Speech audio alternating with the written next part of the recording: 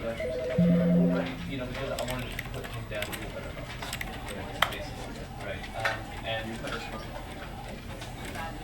was that exactly what you were saying? Yeah, I'll just speak to you.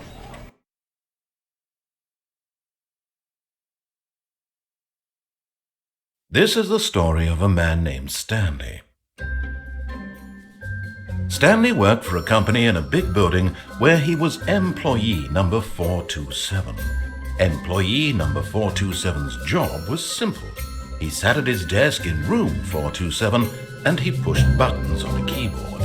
Orders came to him through a monitor on his desk, telling him what buttons to push, how long to push them, and in what order. This is what employee 427 did every day of every month of every year.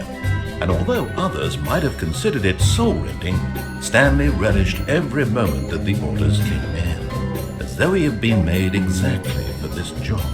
And Stanley was happy. And then one day, something very peculiar happened. Something that would forever change Stanley. Something he would never quite forget. He had been at his desk for nearly an hour when he realized that not one single order had arrived on the monitor for him to follow. No one had showed up to give him instructions, call a meeting, or even say hi. Never in all his years at the company had this happened, this complete isolation. Something was very clearly wrong. Shocked, frozen solid, Stanley found himself unable to move for the longest time.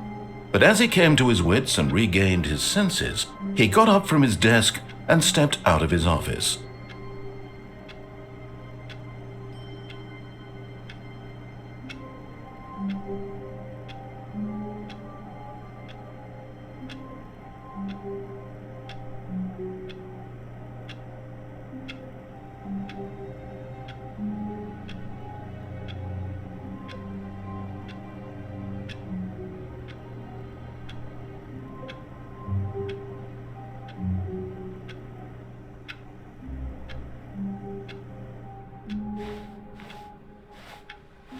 All of his co-workers were gone.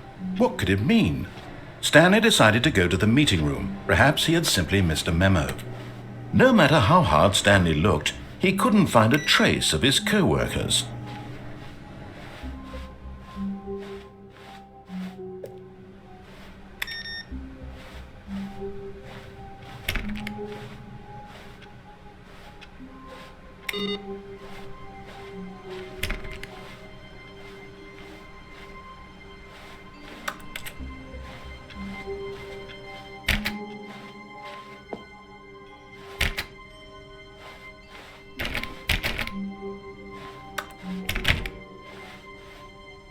When Stanley came to a set of 2 open doors, he entered the door on his left.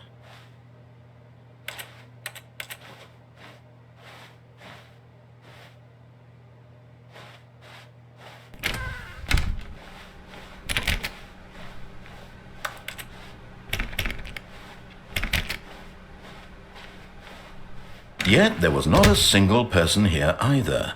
Feeling a wave of disbelief, Stanley decided to go up to his boss's office, hoping he might find an answer there.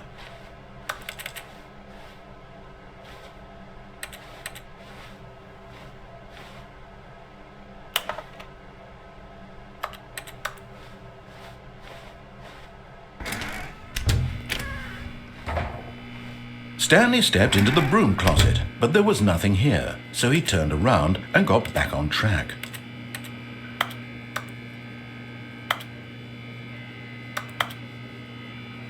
There was nothing here. No choice to make, no path to follow, just an empty broom closet. No reason to still be here.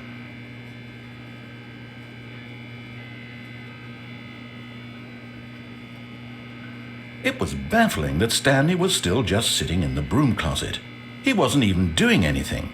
At least if there was something to interact with, he'd be justified in some way. As it is, he's literally just standing there doing sweet FA.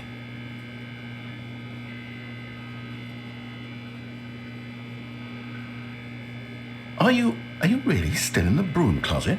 Standing around doing nothing? Why? Please offer me some explanation here. I'm genuinely confused.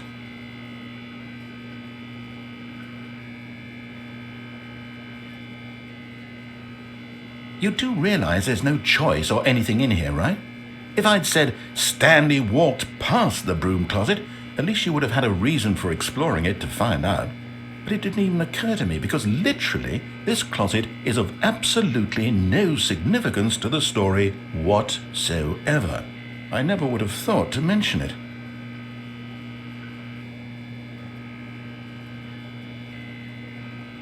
Maybe to you this is somehow its own branching path. Maybe when you go talk about this with your friends, you'll say, "Oh, did you get the broom closet ending? The broom closet ending was my favorite." I hope your friends find this concerning.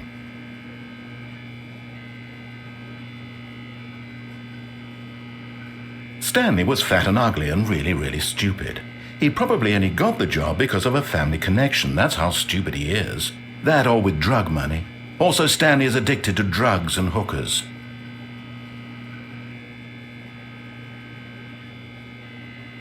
Well, I've come to a very definite conclusion about what's going on right now. You're dead.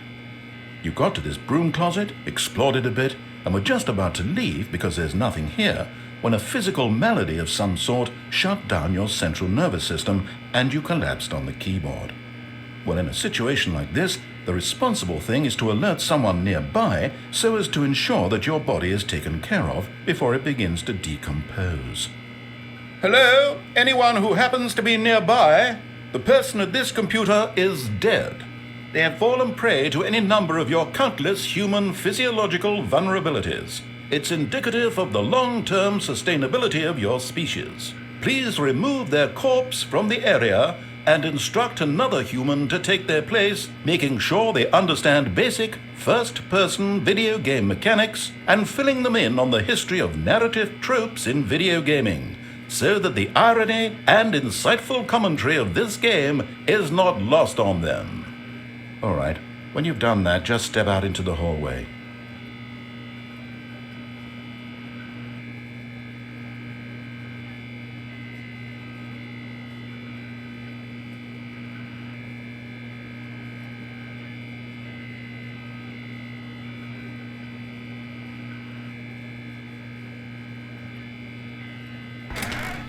Ah, second player. It's good to have you on board. I guarantee you can't do any worse than the person who came. Coming to a staircase, Stanley walked upstairs to his boss's office.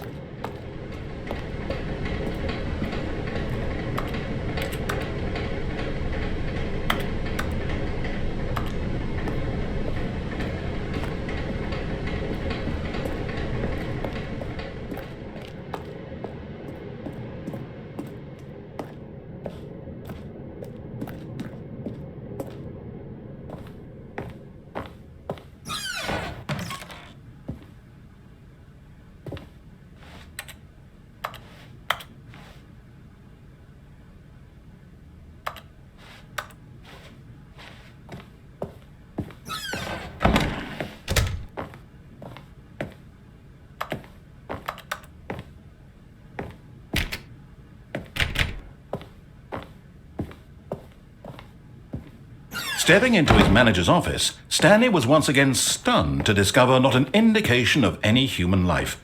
Shocked, unraveled, Stanley wondered in disbelief who orchestrated this. What dark secret was being held from him? What he could not have known was that the keypad behind the boss's desk guarded the terrible truth that his boss had been keeping from him. And so the boss had assigned it an extra secret PIN number. 2845. But of course, Stanley couldn't possibly have known that. Yet incredibly, by simply pushing random buttons on the keypad, Stanley happened to input the correct code by sheer luck. Amazing. He stepped into the newly opened passageway.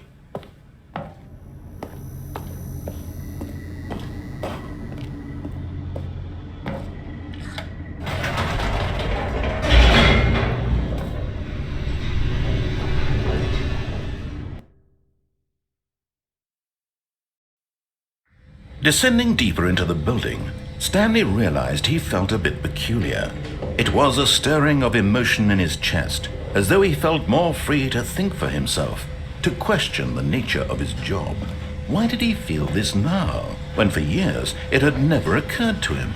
This question would not go unanswered for long. Stanley walked straight ahead through the large door that read Mind Control Facility.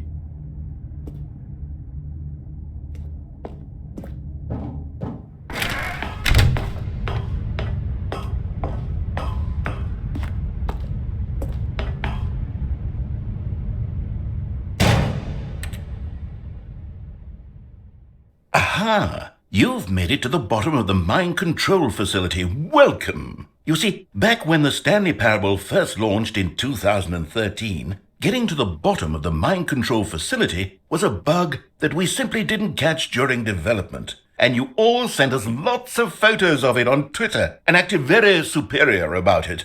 And you're all very, very clever. Good for you. Anyway, when it came time to update the game, we knew that we had to do something about this little goof of ours, so here you go.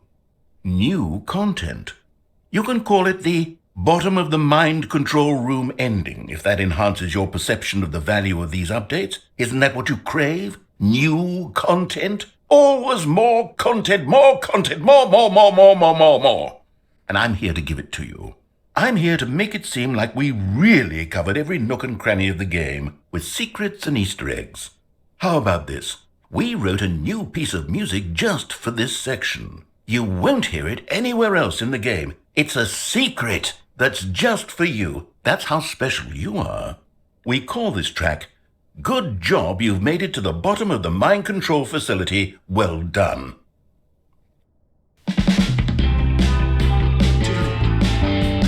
Good job, you did it. Good job. 3, 2, 1. Good job, you made it to the bottom of the mind control facility. You jumped on the catwalk. You should have been careful. You should have been careful. It used to be a bug, but now it's an ending. Now it's an ending.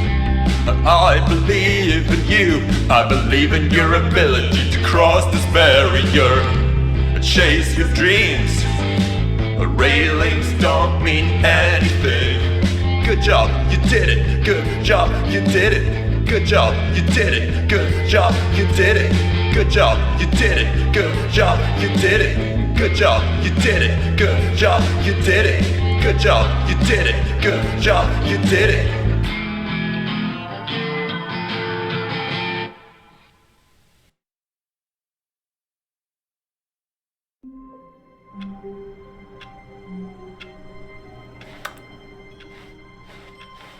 All of his co-workers were gone. What could it mean? Stanley decided to go to the meeting room. Perhaps he had simply missed a memo.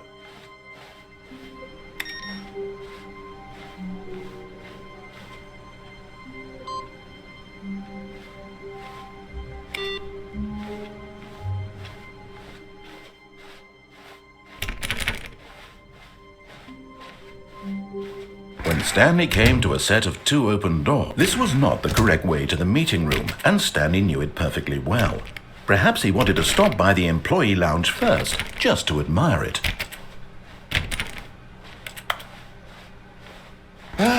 Yes, truly a room worth admiring.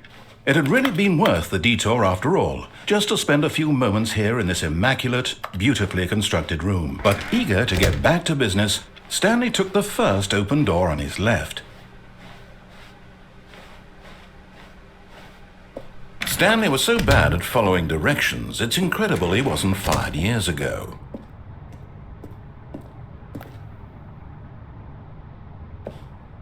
But in his eagerness to prove that he is in control of the story and no one gets to tell him what to do, Stanley leapt from the platform and plunged to his death. Good job, Stanley. Everyone thinks you are very powerful.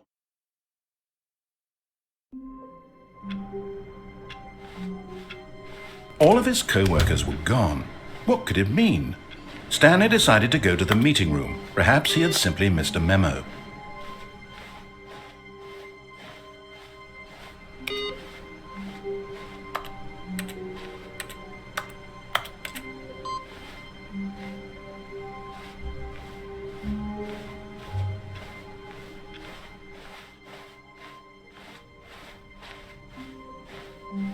When Stanley came to a set of 2 open doors, this was not the correct way to the meeting room, and Stanley knew it perfectly well. Perhaps he wanted to stop by the employee lounge first, just to admire it. Wow, yes, this room. But eager to get back to business, Stanley took the first open door on his left. Stanley was so bad at following directions, it's incredible he wasn't fired years ago. Look, Stanley, I think perhaps we've gotten off on the wrong foot here. I'm not your enemy, really, I'm not. I realize that investing your trust in someone else can be difficult, but the fact is that the story has been about nothing but you all this time. There's someone you've been neglecting, Stanley. Someone you've forgotten about. Please, stop trying to make every decision by yourself. Now, I'm not asking for me, I'm asking for her. This is it, Stanley. Your chance to redeem yourself. To put your work aside. To let her back into your life. She's been waiting. That's her, Stanley. You need to be the... Oh, no, you can't... Did you just unplug the phone? No, that wasn't supposed to be a choice. How did you do that? You actually chose incorrectly? I didn't even know that was possible. Let me double check. No, it's definitely here, clear as day. Stanley picks up the phone. He's taken to his apartment where he finds his wife, and the two pledge themselves to one another. Music comes in, fade to white, roll credits. Not picking up the phone is actually somehow an incorrect course of action. How is that even possible? None of these decisions were supposed to mean anything. I don't understand. How on earth are you making meaningful choices? What did you... Wait a second. Did I just see... No, that's not possible. I can't believe it. How had I not noticed it sooner? You're not Stanley. You're a real person.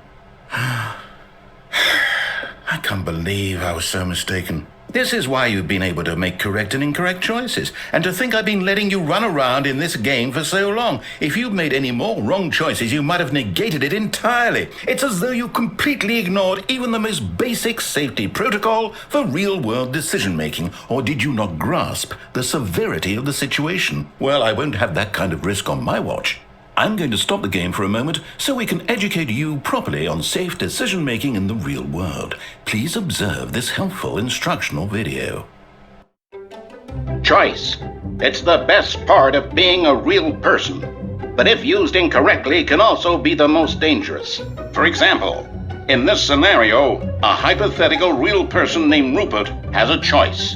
He could invent a machine that eliminates food shortages across the world to make life better for all people. Or he could spend years of hard work forgetting how to read. Which choice would you make? Remember that unlike here, the real world makes sense, and at no time should you make a choice that does not conform to rational logic. If you find yourself speaking with a person who does not make sense, in all likelihood, that person is not real. Allow the person to finish their thought, then provide an excuse why you cannot continue talking. Turn to a partner and practice saying, "My goodness, is it 4:30? I'm supposed to be having a back, sack, and crack." Excellent. Making choices on a regular basis is the best part to a healthy decision-making process. Most medical professionals recommend making at least 8 choices per day. Do you make more than 8? Less? And finally, if you begin to wonder if your choices are actually meaningful and whether you'll ever make a significant contribution to the world, just remember that in the vast infiniteness of space, your thoughts and problems are materially insignificant, and the feeling should subside. At this time, your instructor will guide you in an exercise to test and reinforce the material covered in this video. Welcome back. You may have noticed that this room has begun to deteriorate as a result of narrative contradiction. But not to worry. Now that you're properly informed on good decision-making, we're going to revisit a choice you made just a few minutes ago and see what the correct thing to do would have been. This way, please.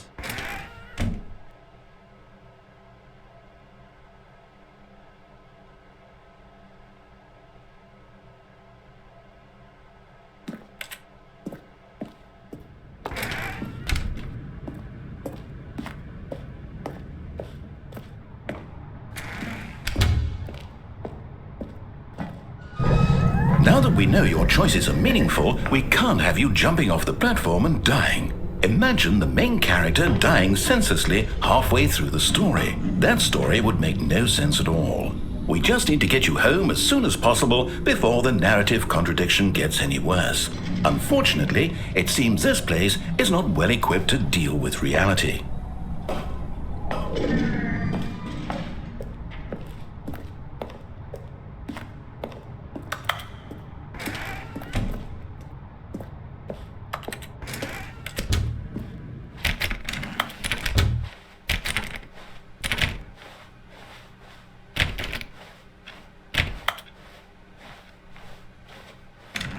Almost there. You'll take the door on the left, back to the correct ending, the story will have resolution once again, and you'll be home free in the real world.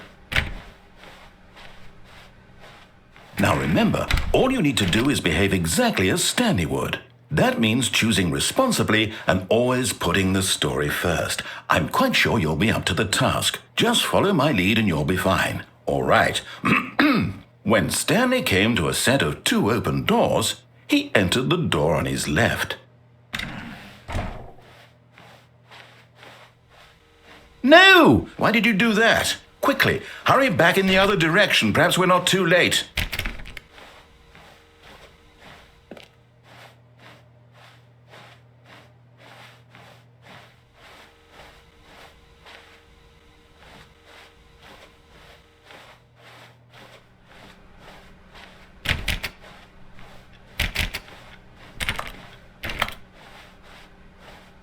Oh, it's ruined. I can't believe, after everything we talked about, that my story, you've destroyed my work. Why? For what? What did you get out of that? What did you think was so special about seeing the game undone, left here like so much garbage? It's worthless now. And what am I supposed to do? Even if there were a way to continue, would it be worth it? To know that my story is now incorrect? How can I go back to that? I can't erase that knowledge. I'll have to live with it forever. Reliving its impossibility forever. I couldn't live that way. Is it better to shut the game down entirely? To willingly destroy all of my work? I don't know. What's the answer? What do I do? What do I do? What do I... No, I have to. I have to shut the game down. I have to. I have to.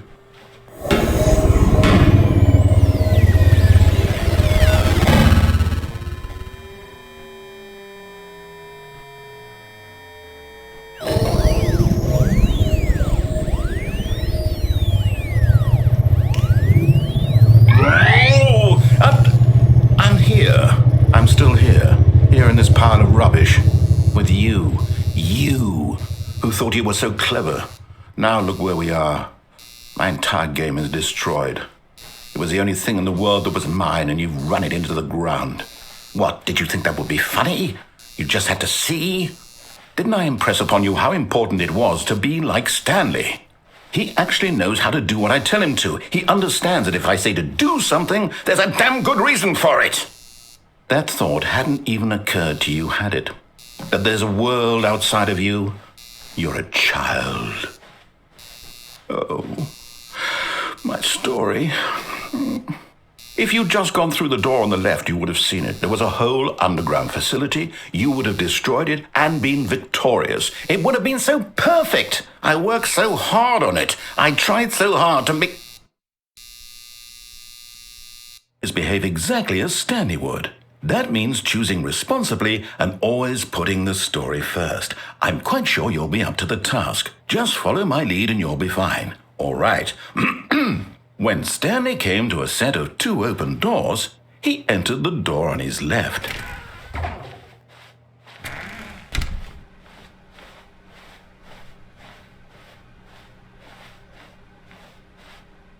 Yet there was not a single person here either.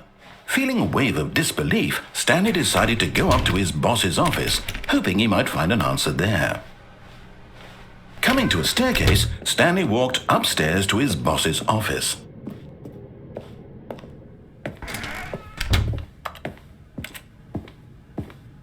Stepping inside his manager's office, Stanley was once again stunned to discover not an indication of any human life. Shocked, unraveled, Stanley wondered in disbelief who orchestrated this. until he saw the door with a voice receiver next to it. Surely behind this door lay all the answers to his questions. And beyond all probability, he knew the passcode. He had seen it on his boss's computer just last week. Nightshark 115. Was this the code to open the door? Would it still work? There was only one way to find out. Stanley had been trained never to speak up, but now he would draw from within himself the courage to face the unknown. He drew a sharp breath and then spoke the code.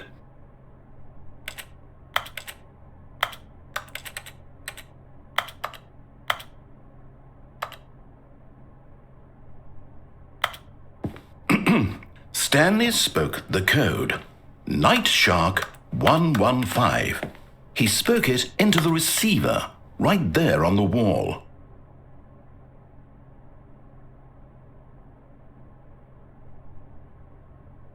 I'm sorry, is there a problem? You didn't mishear me, did you? Please speak the code into the receiver. Otherwise, we can't get on with the story. This is a crucial step.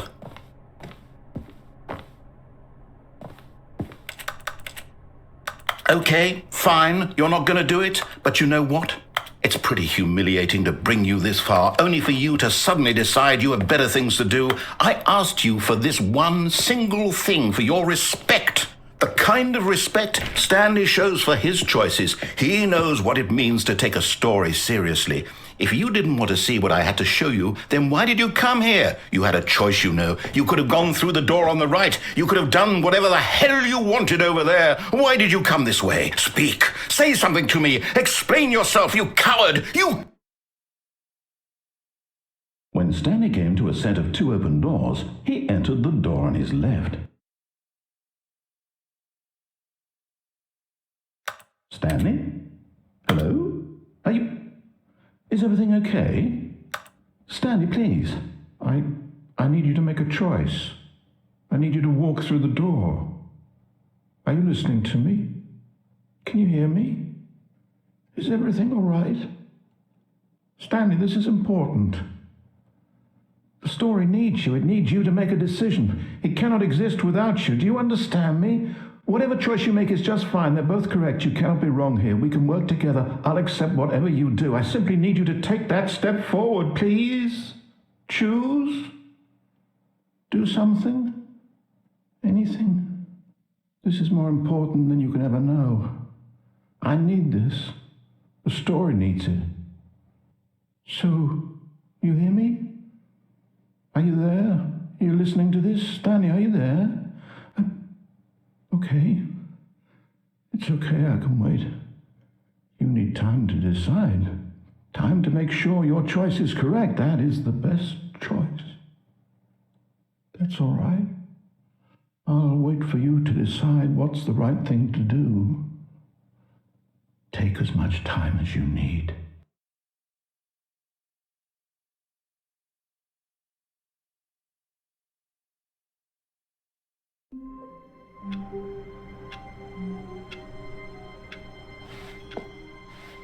All of his co-workers were gone.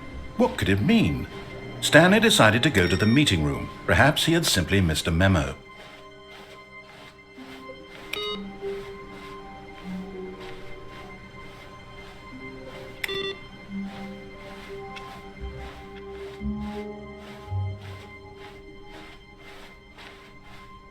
When Stanley came to a set of 2 open doors, he entered the door on his left.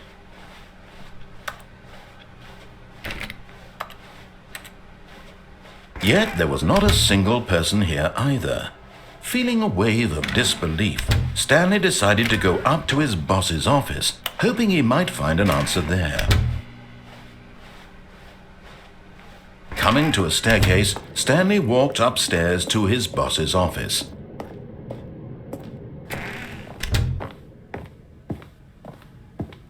Stepping into his manager's office, Stanley was once again stunned to discover not an indication of any human life. What could it mean? Stanley wondered aloud to nobody. He began wildly tearing through papers on the boss's desk, pulling books off the shelf, looking behind paintings, desperate for clues to his situation. but his attention was caught by a keypad behind the boss's desk.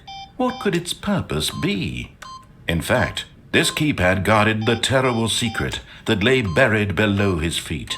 And so the boss had assigned it an extra secret PIN number, 2845. But of course, Stanley couldn't possibly have known this.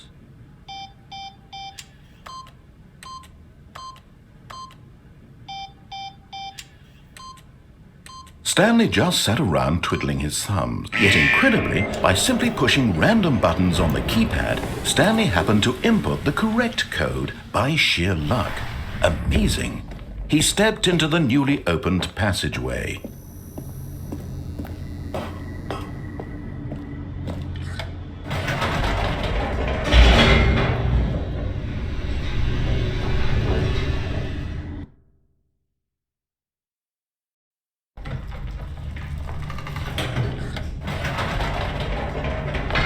Whoops, nope, never mind. Stanley actually got back into the elevator and went back up. Silly me. Why did Stanley do that when he knew that it would just lead back to his boss's office? Well, that's a great question. I just can't wait to find out.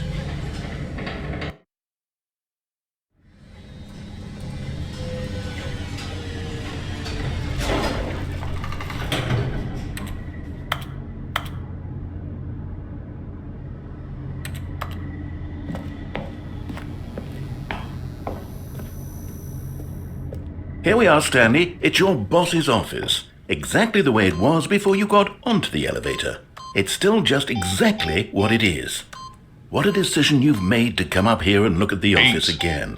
This has fleshed out the plot of the story in new and fascinating ways I could have never anticipated. It's that keen eye for storytelling that you have, an incisive rapid fire of critical plot points, one after the other, weaving a rich tapestry of uncompromising narrative. Wow! I'm bolted to the edge of my seat.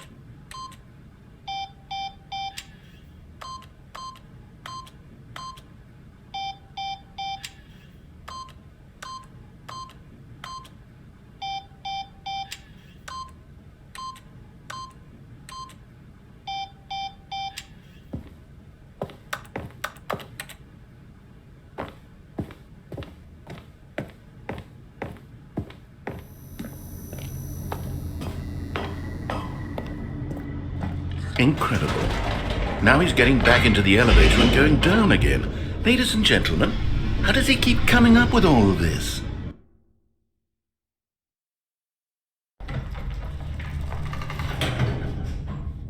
Surely this time Stanley will walk forward into the spooky corridor, won't he?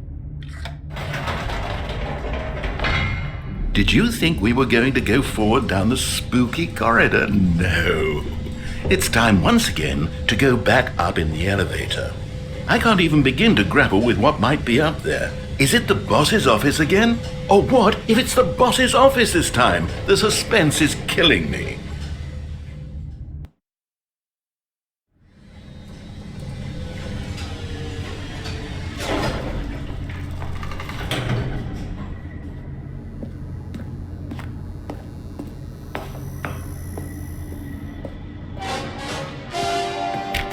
Oh my God, it's the boss's office.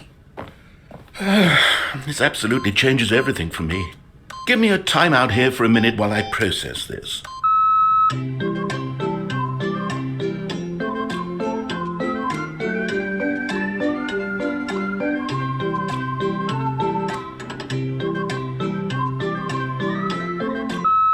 Okay, I'm ready. I'm prepared to embrace this stunning revelation and to move forward with... No, wait. No, I need more time to process.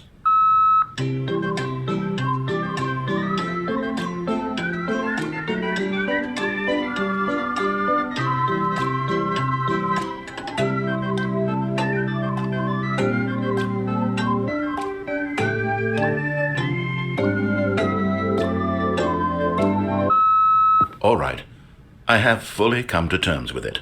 I have made space in my worldview for this astonishing new reality. As before, I turn to your expert eye for gripping narrative, Master Stanley. Of course. Going back down in the elevator. How did I not anticipate it? I mean, sure, now it's obvious, but you have to understand that 30 seconds ago, this kind of thing had never been attempted before. I had no frame of reference to even anticipate it. That's just how revelatory Stanley's decision-making is. A breath of fresh air in a landscape of storytelling that has grown stale and repetitive.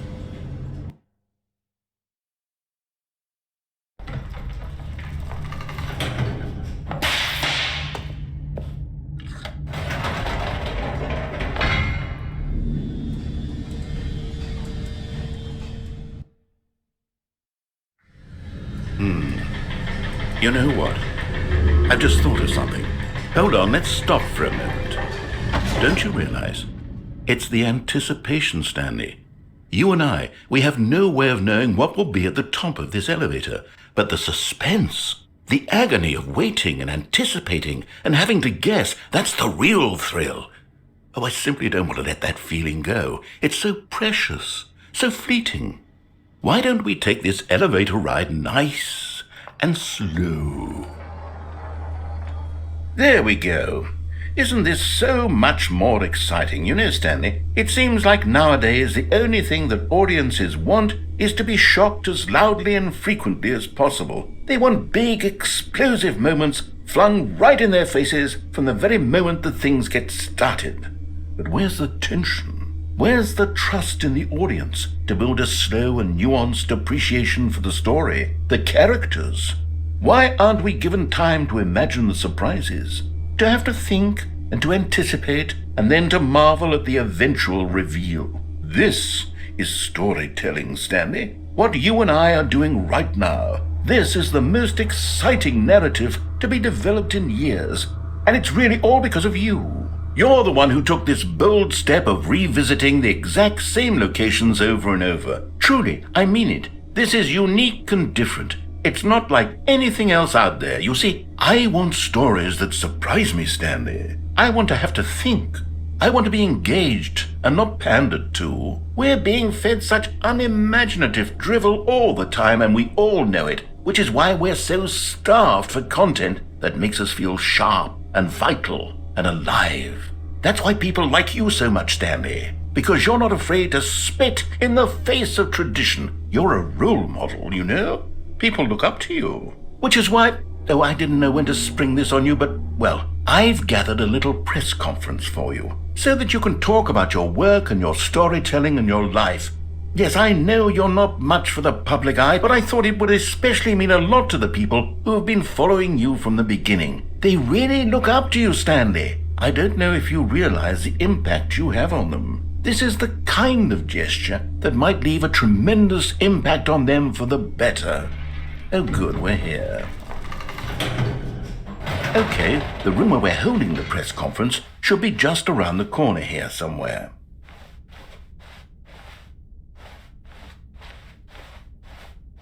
Ah, yes, here it is, just through this door.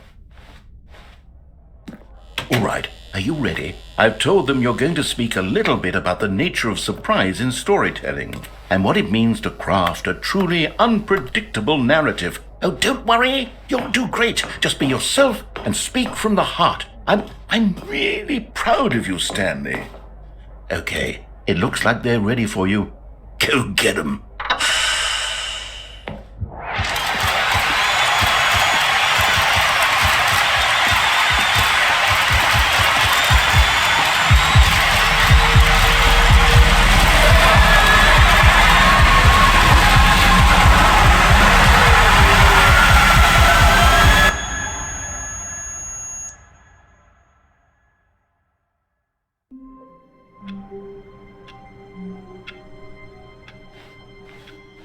All of his co-workers were gone.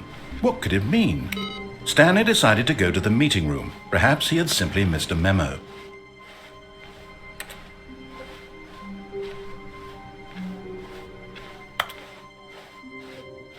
Oh, new content?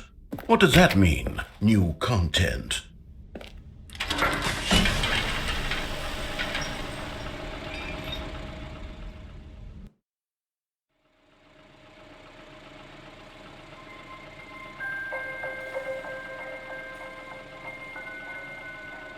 Hello, and thank you for playing the Stanley Parable Ultra Deluxe. As you may know, the Stanley Parable was a video game released in 2013 on home computers. After receiving critical and commercial success, it was expanded upon in 2022 with the Stanley Parable Ultra Deluxe, a reimagining of the game for consoles and home computers. The Stanley Parable Ultra Deluxe features exciting new content that broadens and expands the world of the Stanley Parable, delighting audiences the world over. Please step inside and see what thrilling new adventures await in the Stanley Parable Ultra Deluxe. Oh, well, this sounds delightful. I'm very excited to see the thrilling new Ultra Deluxe content. Okay, so far it's an elevator. Nothing special yet, but I'm sure it's just the beginning of a mesmerizing adventure.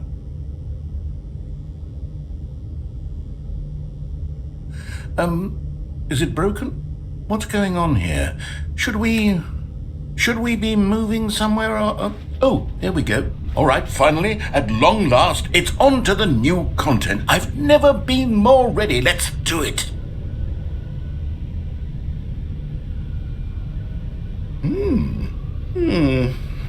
I have to say, initial impressions of Stanley Parable Ultra Deluxe, mostly tedious.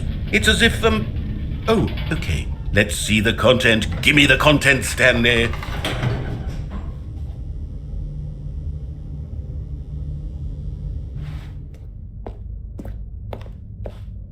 All right, let's see. It's the jump circle.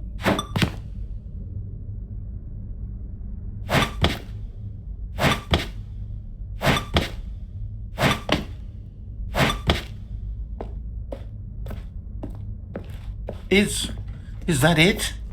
Surely that's not all the new content. There has to be something else, right? Goodness, another elevator. Stanley, I have to say, initial impressions of this game are not positive. It's just elevators and jumping. Is this what passes for exciting new content? If this is new content, then I could just read you the whole dictionary. There's 20 hours of new content right there. Hell, I could count to 30 trillion. You could put that on the box. The Stanley Parable Ultra Deluxe, now with over 1,000 hours of new content. And oh, wait, there's more. Very good. Yes, I knew there had to be something else. Let's see it. I'm ready for whatever it is.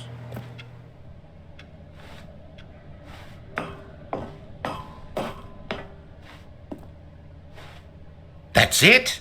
Oh, you've got to be kidding me. You see, Stanley? This is what happens when greedy video game developers with no respect for their fan base rush a cheap expansion to market for no reason other than to make an easy dollar. And don't get me started on the level of craftsmanship that's gone into it. In fact, I'm looking right now at the game's achievements, and it's hard to believe one of them actually says, "Test achievement, please ignore." What quality assurance department signed off on this? I'm infuriated and I'm offended, and I intend to find these people on Twitter and hold them personally accountable.